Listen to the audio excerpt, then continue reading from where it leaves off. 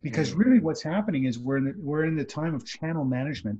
This word off premises is going to evolve because it's really about a consumer or customer who really wants services and wants to buy more services from your brand.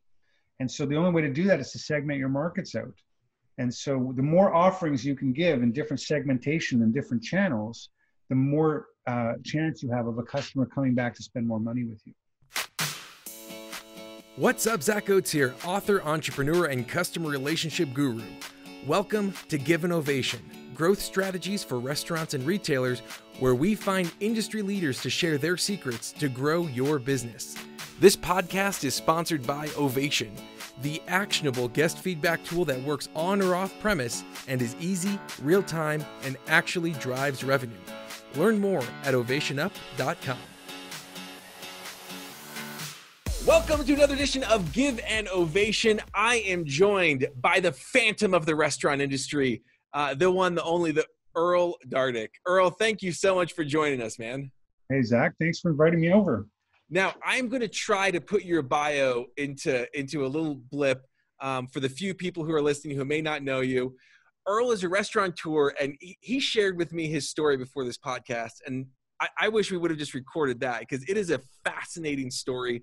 I'll tell you more about how you could read about it, but he was a restaurateur who bought a failing deli and grew that into an incredibly profitable machine, went into technology out of necessity for building tech for his company. He's now a thought leader.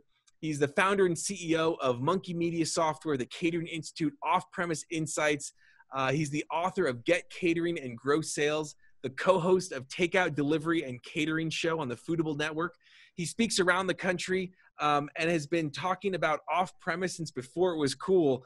And I am so glad and honored to have you on our podcast. Give an Ovation, Erle. Thanks for joining us. Yeah, thanks, Zach. I'm looking forward to our chat today. So first of all, talk to me. What does someone like, we talked about you had a great acquisition to Easy Cater. And then this last year and a half, you've just been on the beach, you bought your island, and now you've resurfaced because the world needs your insights, man. So thanks, thanks for coming back.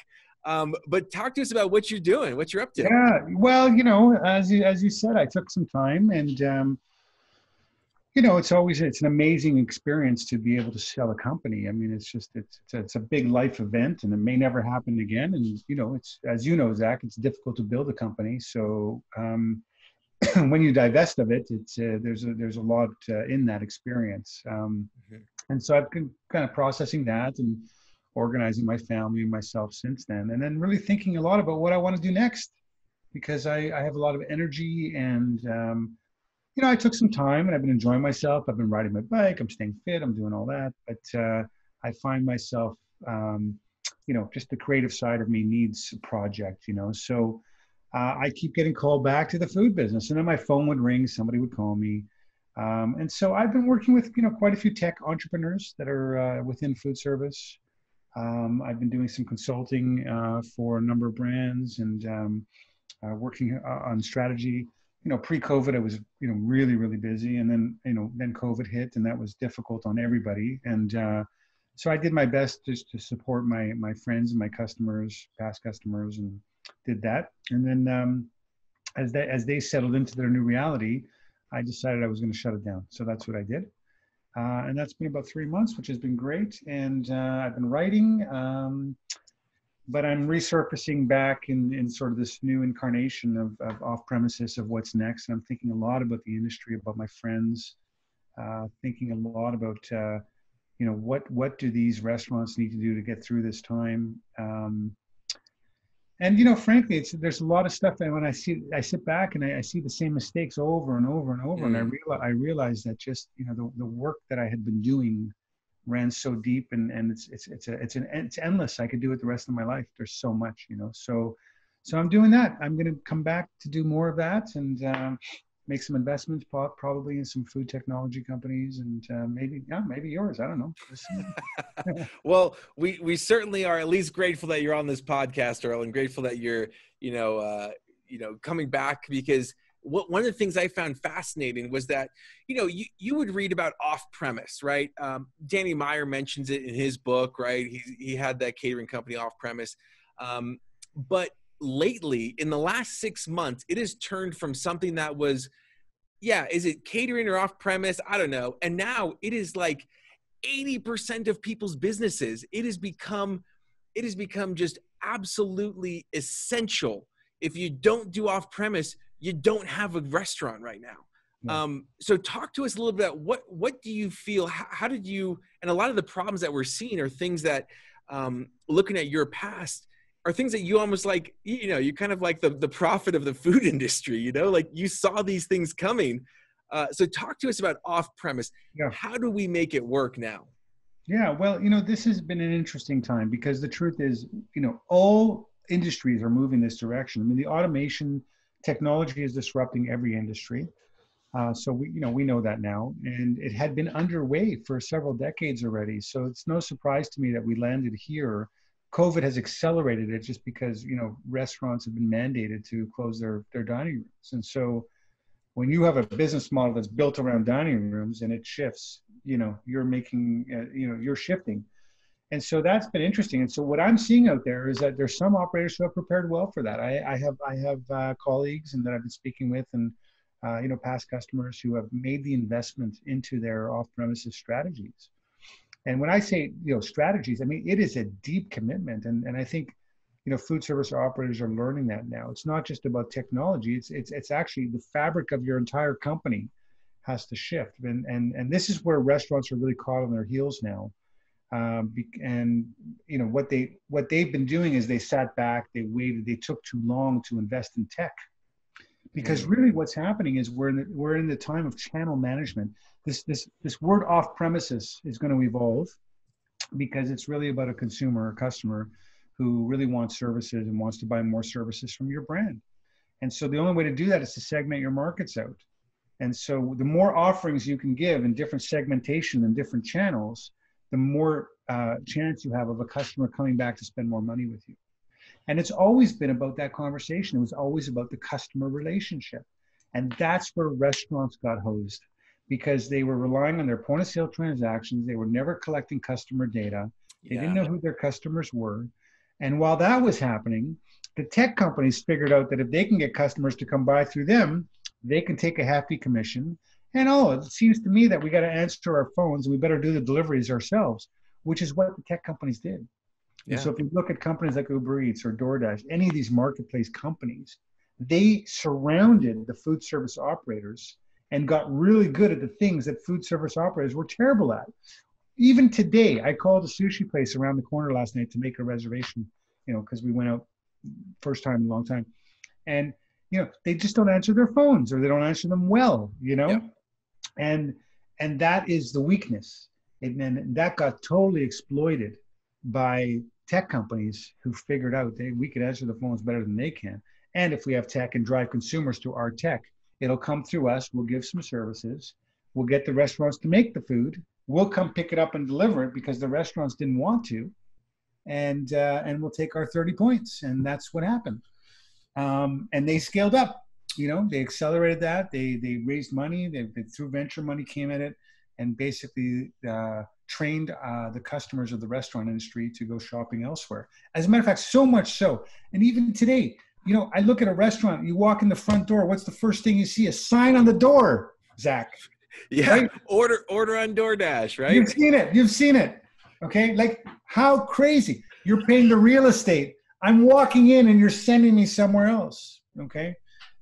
That's the kind of thing that happened. That's really the depth of the problem.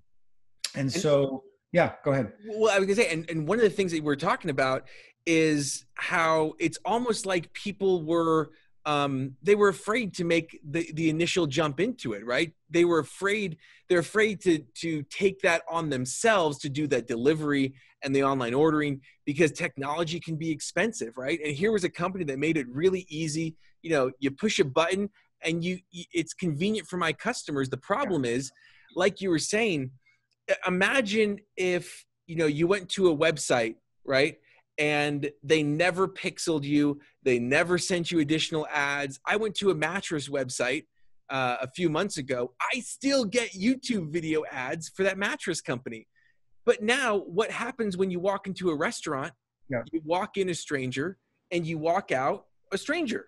Totally, totally. It's a credit card transaction. And I think you're exactly right, which is that these tech companies got a lot of money and they exploited it. And They people did. like They did. people They like did. Uber Eats saw others exploiting it and leveraged their network of drivers to hop on the bandwagon, Yeah, right? yeah. And here, look, here's the thing, right? So if I'm a restaurant today and I'm going like, so how long before you think the tech guys are in the restaurant business?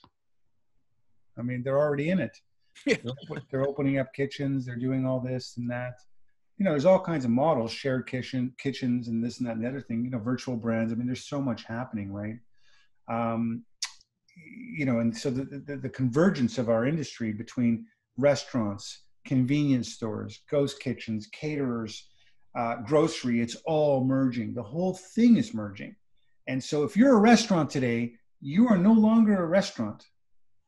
You are now what they are. And if you're not what they are, you better get on your horse and you better get organized, because ultimately you have to have the perspective in your business now that you are a food manufacturer, because your facility is making food.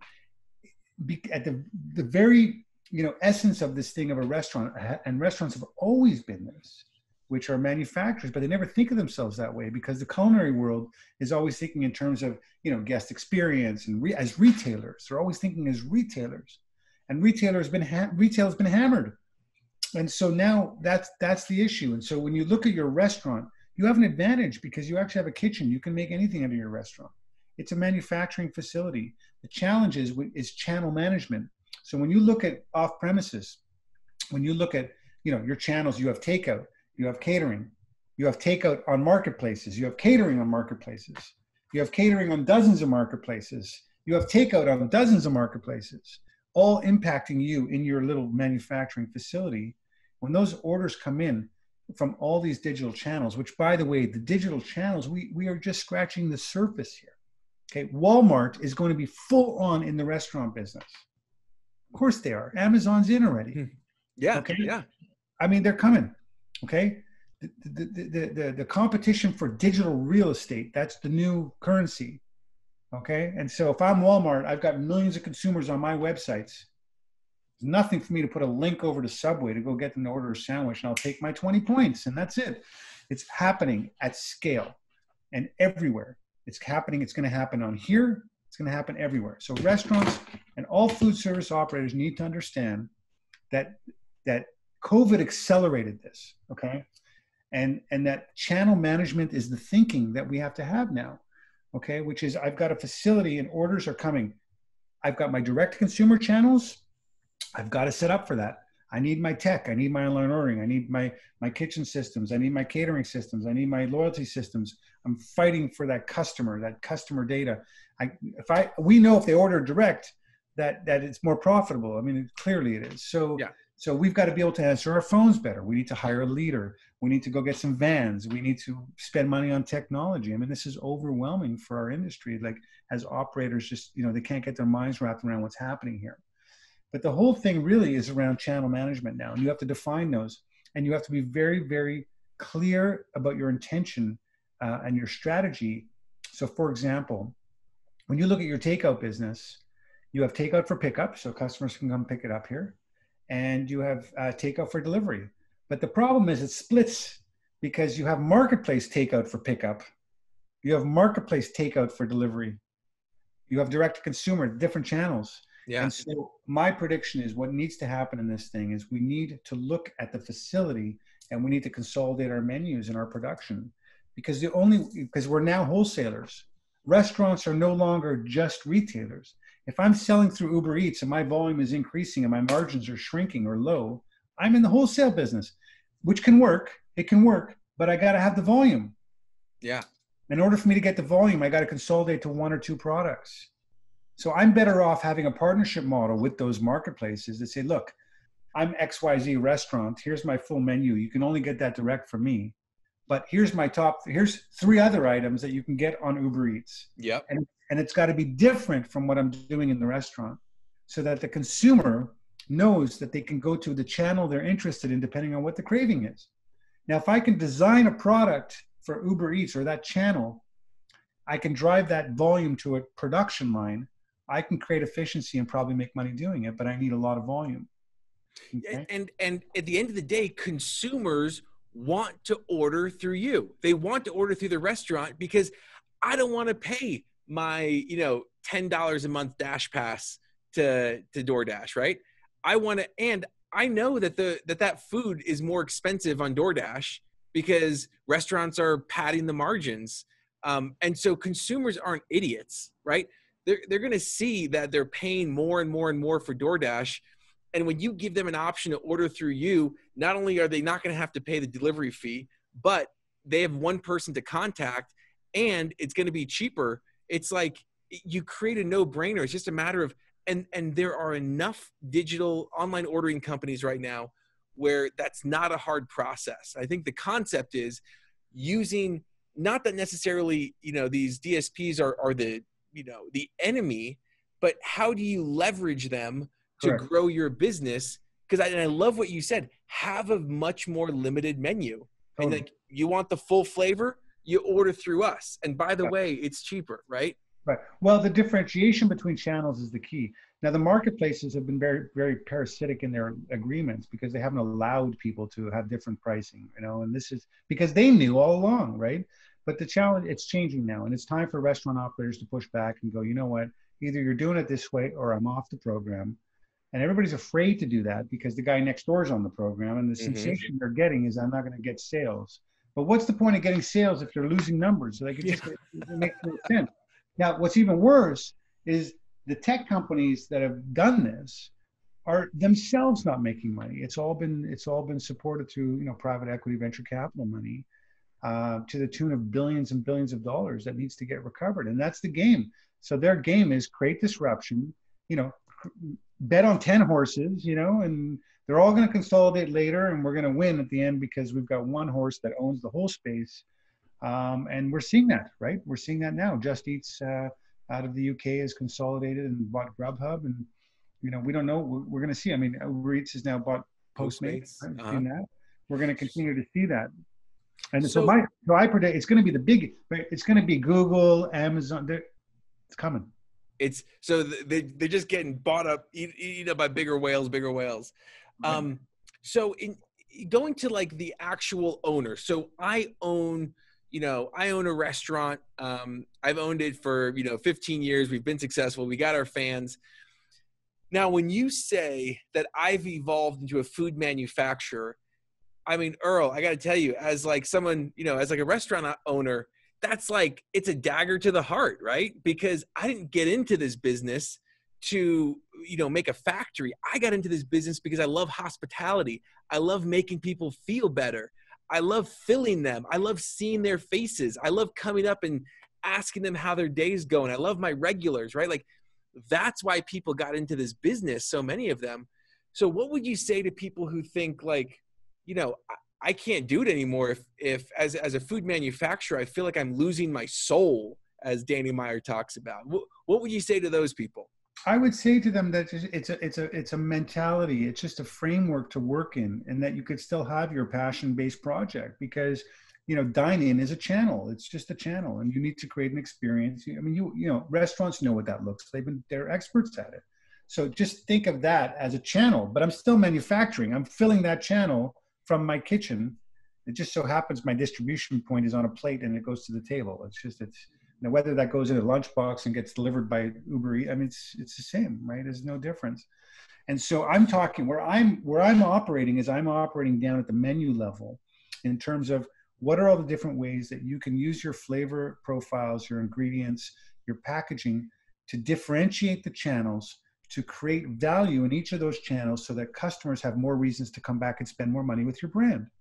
And then you have to get really, really good at getting back out into your communities, knocking on doors, shaking hands. Well, maybe not shaking hands today. Pumping elbow. Whatever. Wear your mask. All that crap that we got to deal with. I mean, this is all happening during a pandemic. But look, the pandemic is not going to be forever. Okay, there's going to be a vaccine. We're going to come out of it. It's going to take some time. Yeah, it's going to be a bloodbath, no doubt about it. But we're not going to live with it forever. So you can still have your passion-based hospitality business within the framework of a manufacturing plant. It's just language, right? It's just like, so the question is, during the off times, during the non-rush time, like what can you do with your kitchen to create more products, more experiences that are differentiated from your dine-in, that allow you to leverage your brand in your community so people spend more money on your brand, and then try and get them to buy direct. That's the whole thing, and that's not easy. That's and don't do it with advertising and all. Like forget about it. You do it with old-fashioned. Get out, talk to people, go to the churches, go to the synagogues, go to wherever you have to go to incentivize your community to buy direct from you. Tell them the story that you're getting killed on this business that's coming in your door through third party. And it's your community, when they learn that, they're going to stop ordering. They're going to come direct to you. You're going to save your business. I mean, and that's the thing is, Bruce Irving, he's someone who always preaches, like, put yourself out there in social media, right? And a lot of times nowadays, you can do a digital handshake in terms of talking to people, doing Facebook Lives and telling your story of what's going on, because a lot of consumers aren't yet educated at how much these third-party deliveries are taking.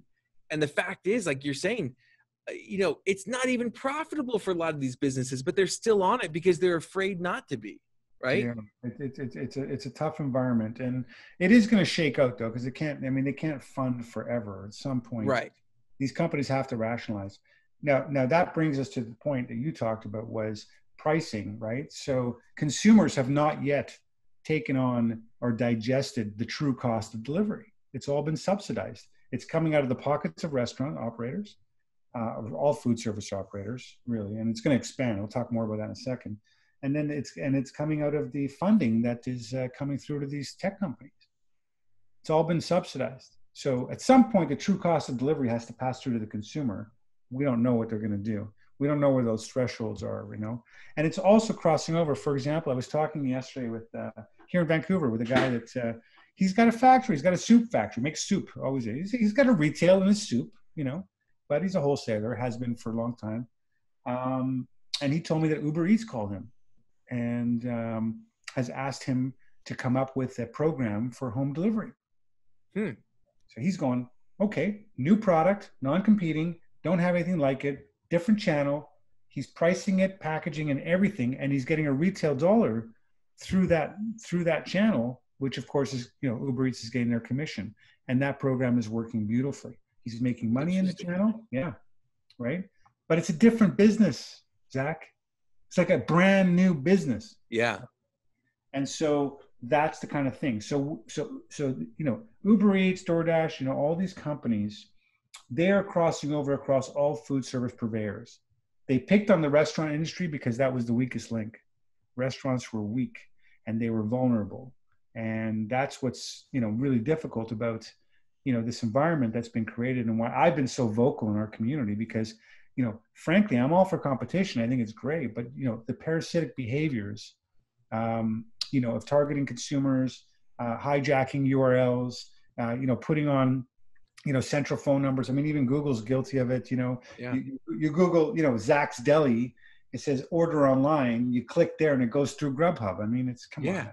Or paying for ads. I know that's a huge frustration, is that DoorDash will pay for ads because they can afford it, because you're paying for their ads to be up there, right? And it's infuriating. It's going to shake out. My recommendation to all operators is, if you want to sit down with the marketplaces, what you need to do is you need to pivot on them, and you need to publish a menu that's different from what you already have. Those portions need to be different. Packaging needs to be different. Fewer items, just a few. Drive them to a production line so you can consolidate your production, because you're better off selling one product but thousands of them through their channels. And that's what you need to do, Yeah, I think that's now, how much of that, because I know that, for example, there's a lot of regulations and stipulations among these third party. One of the lesser known ones is you cannot, for example, you can't put something in the bag that says order through us online next time, right? There's a lot of these things that they're trying to do to handcuff these restaurants. And I think you're right, which is that restaurants need to push back against these things, because it's not it isn't sustainable for them to continue to lose money by holding businesses hostage. Yeah, yeah. Right. Well, we can go on for hours on this, Zach, but I mean, ultimately, yeah, the community needs to, we got to get to a standard of some sort that works. I don't know where and when that's going to happen. And the other piece is, the third party marketplace companies are opening kitchens, and they're going to end up in the restaurant business. I mean, it's possible that the largest restaurant company in the world is going to be a tech company. Why wouldn't it be? I mean, it makes total sense, right? Like, so those are the dynamics that we're battling as operators. And I think just just reframing, this idea that, you're no longer a restaurant. You're now you're now a manufacturer. You've got channels. You might have wholesale over there. You got retail over there. You might have dining over there, drive-throughs over there, takeout, delivery yourself. You might be running scooters or whatever over there. You've got your partners, Uber Eats and running over there. The question is, when all this stuff comes in and the digital channels open and all these orders come into your restaurant or your facility, that's where the challenge is, right? It's like, hey, they're overwhelmed. Everybody's running 20 dashboards in the back. And I mean, it's just like, it's just that it's not efficient. So that's the next generation of what's coming in this thing, which is, and people, restaurateurs, all food service operators really need to get ready for it, because the consolidation of food service is happening. I mean, so 7-Eleven is in the sandwich business. Guess what? I mean, it's just, Pret a Manger today. I mean, that's, Yeah, I saw that. That was fascinating to see, because, and I have some insight there, because over the years, I say, hey guys, we got to get on catering. Hey guys, we got to get on this. You need new tech. And they were always like resistant. This was all JAB, these guys. It's just, they think they have it all figured out, and all the IT, and they had no strategy, zero. And so they fell so far behind on catering, on delivery and all that stuff, that, they just got killed. So when retail vanished, there's nothing left. And that's what happened, Yeah. I mean, but even companies like Apple Spice, right, where their whole strategy is get a really crappy location in, the back of some factory, and go knock doors and go sell offices and go do catering. Part of the problem there, right, is that, I mean, look at our office, right? Everyone's working from home. Yep. I told you I'm here because my home internet went out, but that's what they're struggling too. But it's a matter of, they can adapt easier because they don't have the overhead of this really expensive prime A real estate. Yeah, listen, very proud customers of mine over there, for years worked with them, and they made the investments, they put in the infrastructure, they did what they needed to do. Now, it's true, catering dried up in this process in a very weird kind of way, but they still have this infrastructure, or this transaction engine, if you will. They're running the tech package behind it. They've got the salespeople out there. They've got the leader. So now their only problem is just finding sales. They're not dealing with the other issues. Okay. Yeah. So now the sales are the problem, but I have news for you. It's a problem for everybody, and we're in a point of retraction. So, the U.S. economy retracted by 32% or whatever. It was some staggering number yesterday that came out. There's nothing that you can do about that. All you can do is fight harder, scratch harder, try and get sales or customers, but everybody's fighting for the same customer, so it's like, it's just retracted. And so the only thing you can do, well, one is you have to wait, be patient. You want to drive efficiency into your operation as much as possible. Now's the time to double down on your investments and get ready for the next wave and next, right? And that's what needs to happen. In the meantime, you've got to be creative and find new channels. Yep. What else are you going to do? Yep. So that's what you need to do. And if you start really thinking about the food business in terms of the channels and opportunities, and it's amazing. There's so much. There is. I love that. There is a lot of opportunity out there. There's a lot, but the pivot is hard. I ran into a restaurateur recently. He said, "Earl, I got so tired of bitching about that. I just put my head on. I went to my nursing homes in my neighborhood. I started working out. People were living at home, and I started making senior meals. Meals, special dietary for seniors." And he says, "Boom, up like this. Yeah, meal kits specifically for seniors. A lot of mashed potatoes. Well, they've got dietary issues, and so they pivoted, and that channel up. Okay, super creative. I love that. this is the kind of thinking that we need to be having now, because people still need to eat, right? They're just spending less on going out probably, okay? And, or not going out at all. And they're going for the low hanging fruit, what's easy, you know? So, and I get frustrated because I see, like, you know, Subway's doing delivery and and they're doing it all through these third party companies, and they're paying off all these percent. There's no money. It's just, they're trading 4 quarters for $1. And they're going to wake up another. They're trading 4 quarters for 80 cents. Or that, you know, Yeah. they're going to wake up next year and go, oh my God, what have I done? You know, like, it's just going to be like that. So, but I talked to a lot of operators just saying, Earl, I'm just happy to have the doors open. It's giving me some cash flow. It's something. I said, yeah, but you know, you've got cash flow, you've got negative cash flow, and you can do that month 1, month 2, month 10, month 12. And you're going to turn around in month 24, you're going to be down for 200 grand. You know, it's like, now you're going to close and you lost 200 grand. Like, come on, man. You know, like, What are you doing? That's the kind of stuff that I'm hearing and I'm seeing. And it you know, people are worried, you know? So my message to the whole industry is, this is time now to roll up your sleeve. This is a time to get really scrappy, you know? And that's what needs to happen.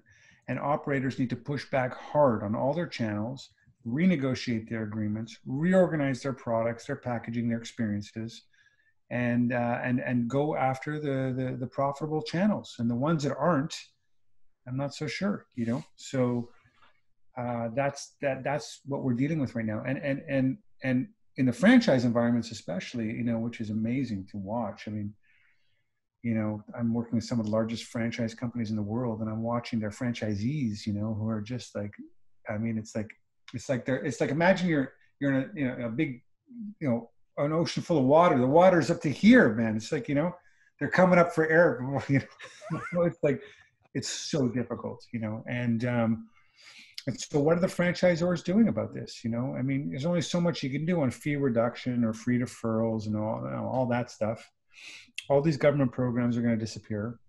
Mm-hmm. And that's what's going to be left. And so, you know, this is the time to, you know, double down on inside your factory and really start thinking about channels and management. And maybe you have an incredible, you know, dessert that's proprietary to your restaurant.